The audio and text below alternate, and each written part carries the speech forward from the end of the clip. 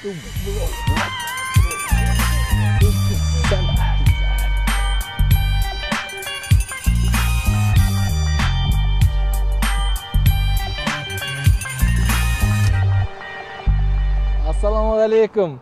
Қалайсыздар? Сіздер егер GTA-дан дәл осылайынан мындай әдемі көлікті тауып, егер сол көлікке мінгілеріңіз келіп, айдағыларыңыз келіп жүрсе, Kaz Retro Garage бүгін арнайы сіздер үшін осындай гангста лоурайдерді шолуға дайындады. Ендеше Kaz Retro Garage біз бастаймыз. I came from the mud. There's dirt on my hands. Strong like a tree. There's roots where I stand. Oh, I've been running from the law.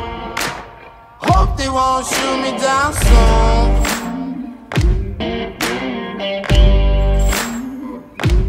They sing on a sleepless night. Try to catch me howling at the moon. Бүгін бізде шолуда 1989 жылғы Cadillac Fleetwood Brockham. Fleetwood деп аталып келген Brockham деген комплектациясын кейін Brockham деген біз арнайы бөлек көлік шығару керекпіз деп сөйтіп бөлініп шығып, міне дәл осы көлік. Бұл Cadillac, яғни Cadillac'ны өзі білесіздер ғой, люкс машина екен. Сол люкс премиум машинаның ең соңғы, ең жоғары сатылы моделі. Міне дәл осы көлік. Яғни 80-ші жылдары сіздер Cadillac'тың ең қымбатын, ең әдемісін аламын деп шешсеңіздер, міне осы көлікті алатын едіңіздер. Енді бұл көліктің тарихы өте терең. 76 жылдан бастап 1996 жылға дейін 20 жыл бойы қатарынан комплектациялар өзгеріп, түрлері өзгеріліп, рестайлдар өзгеріп, өсіп шығып отырған. Бірақ дәл бүгінгі Cadillac, яғни ол өзінің сток вариантында емес, яғни заводтан шыққан күйінде емес. Бұның сырты боялған, мына винил ауысқан, дисктары өзінің көріп тұрсыздар ғой, енді бұл өзінің заводтан шыққан дисктары емес, 22-ші хром дисктар тұр. Бұл да енді бұл кішкене андай гангста американдық стильге келтіріліп жасалған көлік қой. Міне дәл осындай Cadillac'ты түсіргім келді. Сіздер себебі осыған дейін тек қана стокта түсірілетін шығарылымдарды көретінсіздер. Енді міне кішкене бүйтіп тюнингқа бет аударып, біз тюнингтелген көліктерді сіздерге көрсетейін деп шештік. Енді бұның сыртына келетін болсақ, бұның ұзындығы 6 метрге жуық. Бұның ұзындығы өте ұзын, барлық лоурайдерлар секілді. Және де бұл Cadillac'тар осы 89 жылғы, жалпы 80 жылдардың соңындағы Cadillac'тар мынандай міне осындай крылосы артыңғы, яғни артыңғы қанаты дейікші, артыңғы қанаты шығып қалған соңғы нелер, модельдер міне осындай. Одан кейін арттары бірігіп кетіп, кәдімгідей қазіргі машиналар сияқты, қазіргі көліктер сияқты багажнигі. Және де бұл жақ айта кететін сыртындағы ерекшелігі, бұл мына багажник ол доводчикпен жабылады. Яғни оны тарт еткізіп жабудың қажеті жоқ, өзі доводчикпен жабылады. Мұн жаққа 4 адам салуға болады енді. Міне запаскадан бөлек чемодандар неше түрлі. Мұн жақта колонка сиіп кеткен. Кейбір адамдар колонканы әрең сыйғызып жатады, мұн жаққа 4 адам сыйғызып жіберуге болады үстінен тағада. Енді сіздерге бағанағы ерекшелігін айттым ғой, присоска деп, жабылғанын қараңыздар. Мұны қатты бүйтіп пақ еткізіп жабудың қажеті жоқ, жай ғана бүйтесің де.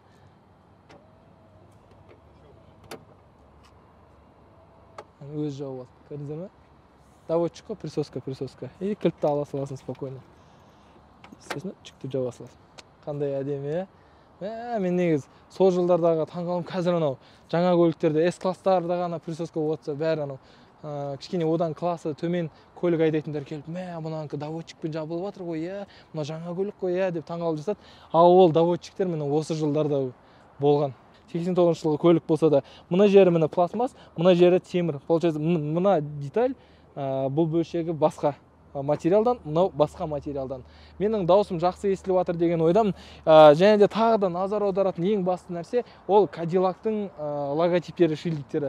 Cadillac'тың логотипі мына жерде бар, мына артындағы жазуда бар, мына жерінде бар логотип.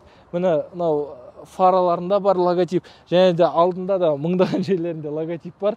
Себебі сен осындай люкс көлікті айдап жүргенде өте қымбат көліктің үстінде отырғаныңды сен көрсету керексің. Тіпті 80 жылдардағы Американың президентінің өзінің жүретін қызметтік көлігі осындай Cadillac Brockham болған, бірақ кішкене өзгертілген әрине.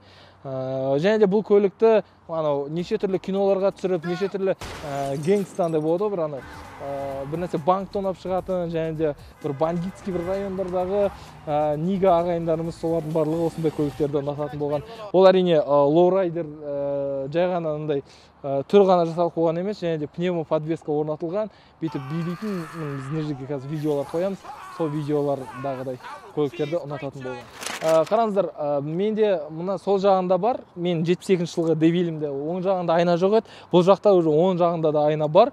Бұның фаралары міне алдыңғы міне фаралары 4 бұрышты болып келеді, яғни дөңгелектен Cadillac 4 бұрышты неге өте бастаған, ол кезде алды. Және де тағы да айта кететін жайт, мынау Rolls-Royce-ті түсірген кезде айтып едік қой, міне адамның ішіне қадалып қалмасын деп, мынау майысады депші.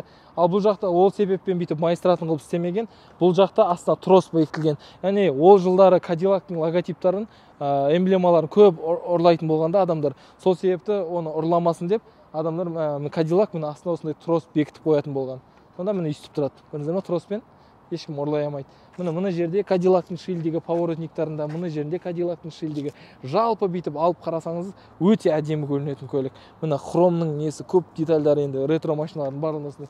Бұл қатты ретро демейміз, бұл 30 жыл болған көлік қой. Біздің 90 жылғы Audilар, Mercedestер әлі күнге дейін көшеде жүр. Ал бұл кішкене алдыңғы эпоханы, алдыңғы жылдарды еске салатын түрде қалып кеткен көліктер ғой, енді америкалық көліктер. Жақсы, енді сыртын айтып болсақ, қазір ішіне көшейік. Сіздермен ішін таныстырайын. Есігінің қалыңдығы, есігінің ауырлығын айтып жеткізу мүмкін емес қой.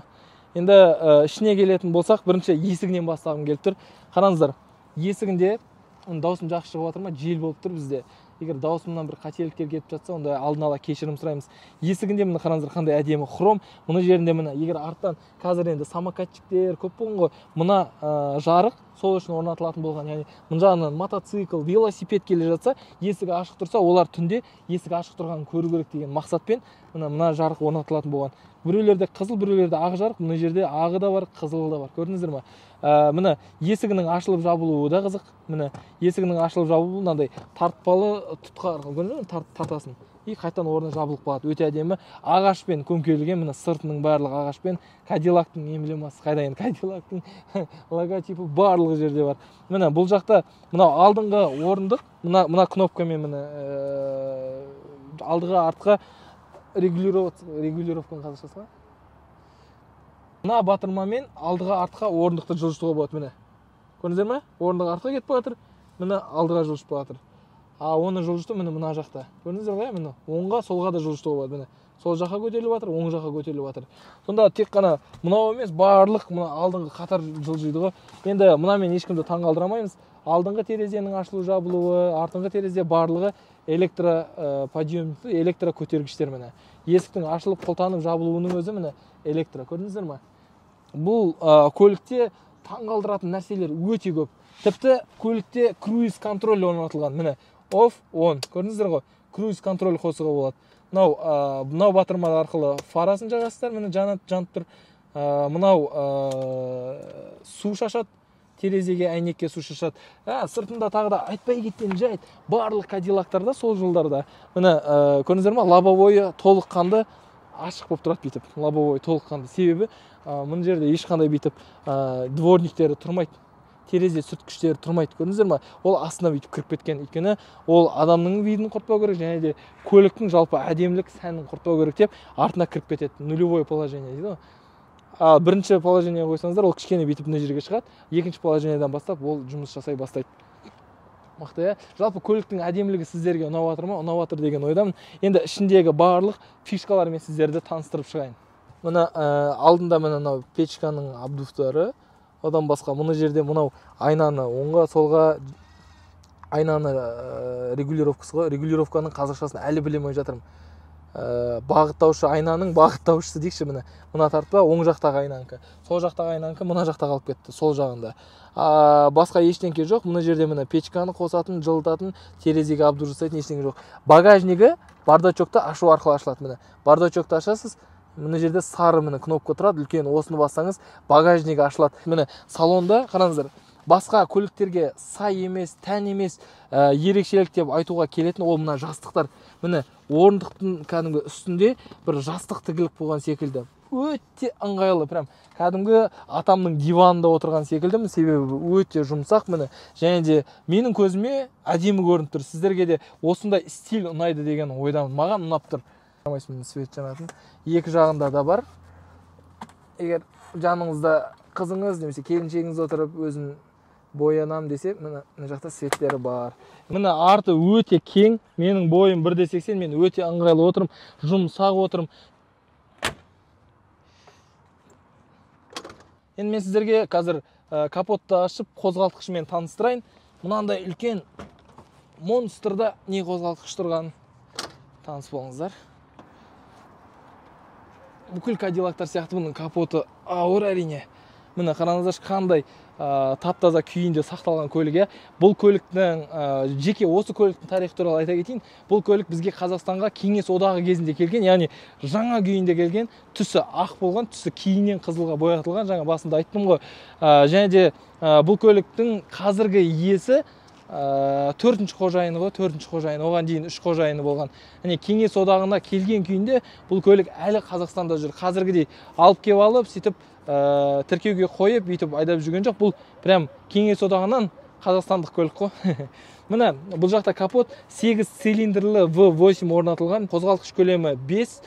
Мынау тек қана ерекшелігі бұл көліктің воздушный фильтр дейміз ғой, бұл воздушный фильтрі басқа каприз деген машинанікі қойылған, негізі мотор өзінікі тұр. Көрдіңіздер ме, мына жерде домалақ тұру керек еді, андай карбюраторлардың үстінде тұрады ғой, ал бұда осындай каприздікі орнатылған. Басқа таңғаларлық ештеңе жоқ, 140 аттың күші бар. Бұл көлік енді 3 тоннаға жақын болғандықтан көліктің салмағы, бұл қатты бүйтіп жылдам жүретін көлік емес, бұл жай ғана вальяжны андай бүйтіп кайфпен айдайтын көлік қой. Сол себепті бұл жақта таңғаларлық бүйтіп бөліп айтар ештеңке жоқ. Бұл жай ғана осы көлікке орнатылған, осы көлікті орнынан жылжытып сізге комфорт беру үшін арналған қозғалтқыш қой. Опсымыға. Қараңызшы, жабылғанның өзі қандай әдемі, қараңыз. Болды. Әдемі. Мына көлік жалпы маған өзіме қатты ұнап жатыр.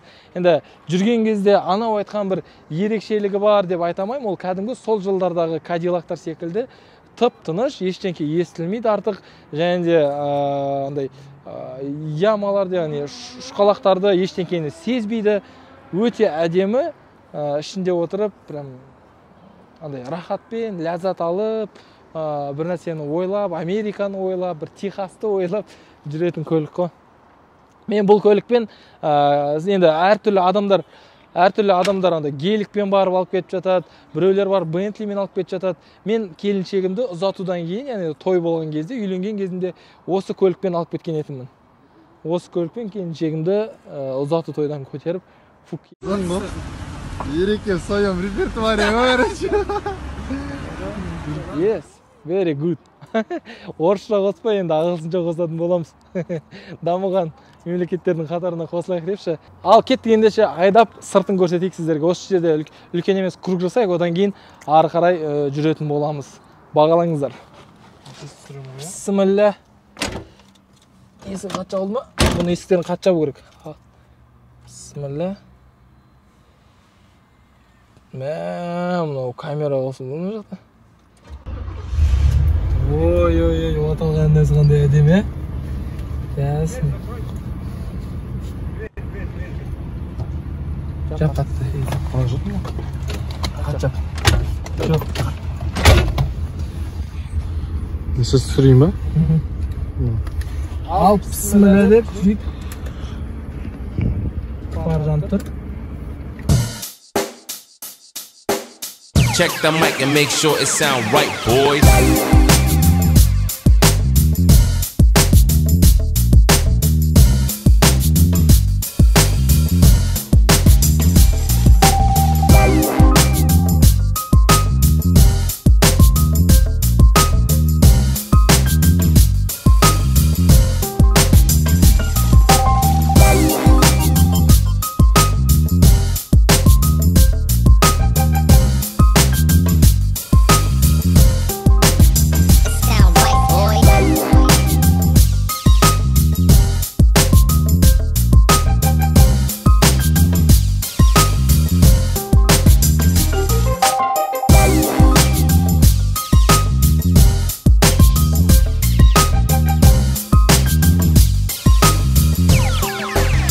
sound right, boys.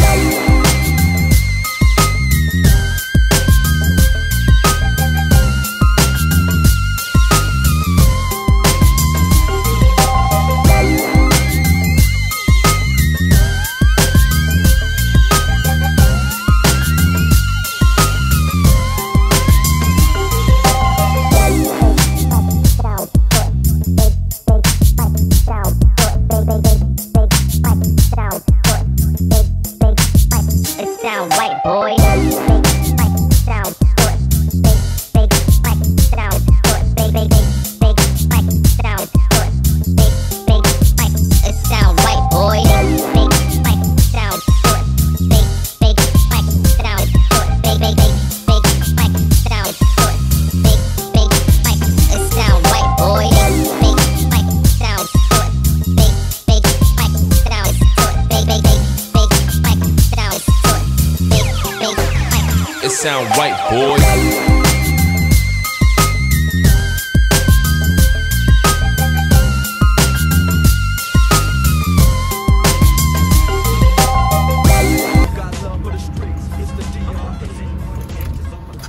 Мен бұл көліктерді айдағанда тек ләззат аламын ғой. Мен бір тілегім бар, ішімдеші бір арманым бар. Әр қайсыларыңыз осындай көлікті айдап көрсеңіздер деген. Кәдімгі ешқандай артық қандай кемшілік айтатындай ешқандай неде тұрған жоқпын. Себебі бұл көліктердің түрлі-түрлісін айдап жүрмін. Осы жылғы көліктерді әдемі ғой, бір сөзбен айтқанда кайф қой. Енді мен кішкене арман тілегім бар, жаңа айттым ғой. Сіздердің осы именно Казрета гараждың көрермендерінің әрқайсысында осы көліктерге отырып, жүріп, айдап көретін мүмкіндігі болса екен деген. Мен көріп жатқан сезімді сіздер де көру керексіздер, себебі бұндай көлікке қызығатын адамдар өте аз. Біз бір ортақ семьямыз ғой біз деген. Сол себепті енді мен алдында айттым ғой, орысша ең көп жазған айтқан сөздерімді кім жазып шығарады, соған арнайы сыйлығым бар деп. Енді оған сыйлығым келесіде осындай мен шолу жасаған кезде сол адамды жәніме алып аламын. Яғни біз осы видеоның соңында қазір мен сөйлеп біткеннен кейін жеңімпазды қоямыз. И сол жеңімпаз келесі шығарылымға бізбен бірге отыру мүмкіндігіне ие болады. Біздің алдыңғы ойынымыздың жеңімпазы ол Баха Таж деген жігітті құттықтаймыз. Ол 64 сөзді тізбектеп отырып жазып, 64 сөз екенін айтқан болатын. Әрине ол 64 емес, бізде 155 сөз болды. Но ең жақыны, ең дұрыс жазған мына осы оқырманымыз Баха Таж сізді құттықтап, біз келесі шығарылымызға шақырамыз. Бізге хабарға шығыңыз, дайректке, инстаграмға жазыңыз. Біз сізді құттықтаймыз. Сол секілді түрлі-түрлі сыйлықтарымыз болады, әрине. Ешқашан мұңаймай, барлық ойындарға қатысыңыздар.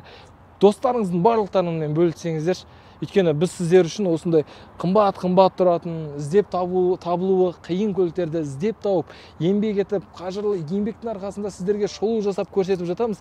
Ал сіздер жай ғана достарыңызға жіберіп, лайк, лүпіл басып, пікір қалдыруға ерінесіздер. Сол себепті ерінбеңіздер. Казрета гараж әрқашанда сіздермен, келесі кездескенше.